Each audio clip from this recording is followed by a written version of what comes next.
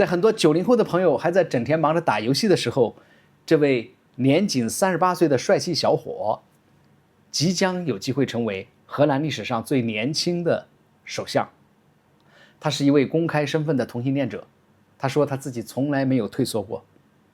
他叫罗布·杰腾。那么杰腾这个名字对于很多中文的读者来说还显得非常的陌生，所以很多人可能会问，谁是罗布·杰腾？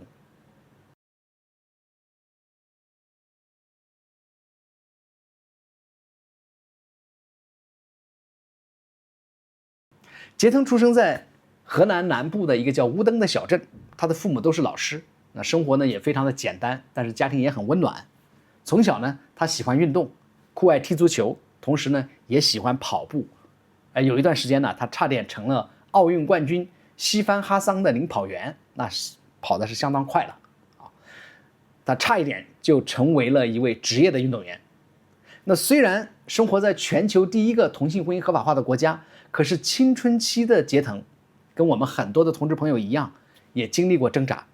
他曾经想过说，为什么我会喜欢男生呢？他后来回忆说，运动场上因为充满着力量和竞争，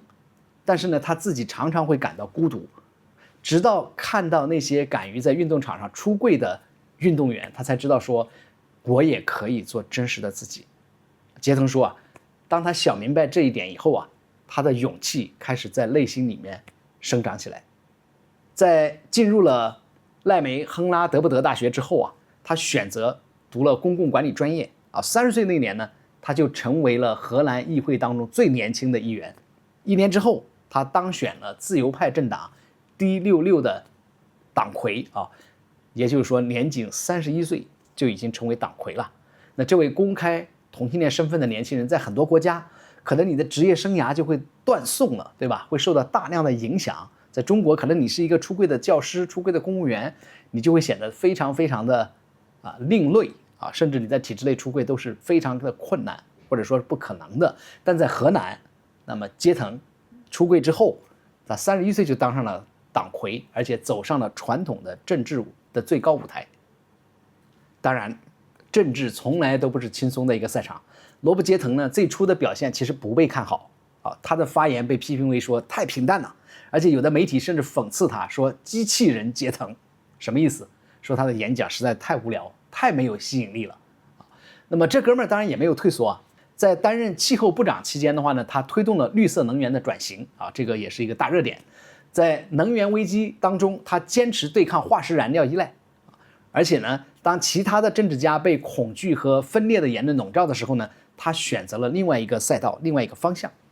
所以在今年的竞选当中的话呢，他提出了一个口号，中文的意思就是说，是的，我们可以。怎么感觉啊，有点像抄袭当年奥巴马的 Yes we can，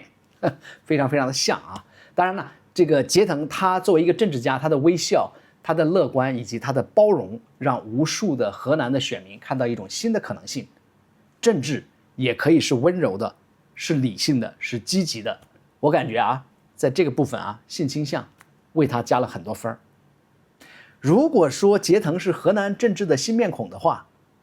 那么他更是我们 LGBT 群体的骄傲。因为在20岁出头的时候，杰腾就出柜了。他说，我不想我的身份成为一个秘密，我想让别人看到，那么同性恋也能够在阳光下生活、工作、恋爱和领导这个国家。哇，非常的有野心啊。5年前他发布了一段视频，他朗读了这个手机里面呢收到的上百条恐同的留言，那有的是非常非常的恶毒啊。但他在读完之后只说了一句话，他就说，这就是为什么我们还要继续努力的原因。听到没有？这就跟强哥现在的工作一样哈，虽然这个环境非常非常的艰难，但是我们一定要坚持，因为环境艰难本身就是我们坚持下去的价值和意义。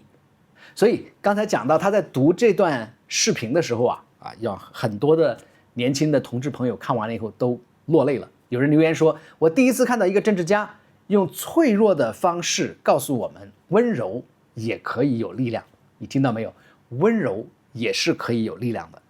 在生活当中，罗伯的爱情故事同样是温暖的。他的未婚夫是阿根廷的曲棍球国手尼古拉斯基南，那么两个人呢相识在一次体育活动当中，当然也有八卦报道说呢是在超市里面偶遇认识的，具体是咋认识的我们也没有搞那么清楚。总之吧，一个是政坛的新星，一个是世界级的运动员，他们两个人呢一起去旅行，一起参加公益啊，经常呢在街头呢自拍，享受两人世界啊。那这两哥们呢计划明年在西班牙结婚啊，我相信啊这将会成为荷兰的历史上第一位公开同性恋身份的首相的婚礼，到时候一定会有很多的媒体来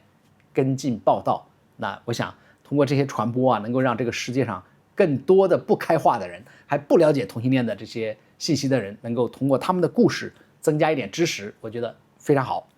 那么在刚刚结束的这次大选当中的话呢，捷腾实际上是跟民粹主义者维尔德斯展开了激烈的角逐啊。那么捷腾当然代表年轻、理性和希望的一种力量，而维尔德斯的话呢，它代表着恐惧和排斥，而且呢是那种极右翼的这个政治力量。所以当捷腾赢得了这个胜利之后呢，荷兰媒体就说他是这个时代的反叛者，而且的话呢，他用微笑和善意打破了偏见和仇恨。对于荷兰来讲，这也许是一次政治的转折，但对于我们这个世界上的千千万万的 LGBT 的观众来说，这是一次更深层次的精神鼓励。我想罗布·捷腾的这个成功告诉我们 ，Be yourself， 啊，就是做你自己，就是最勇敢的政治。无论你是谁，来自哪里，真实和善意永远都是我们改变这个世界的最大的力量之一。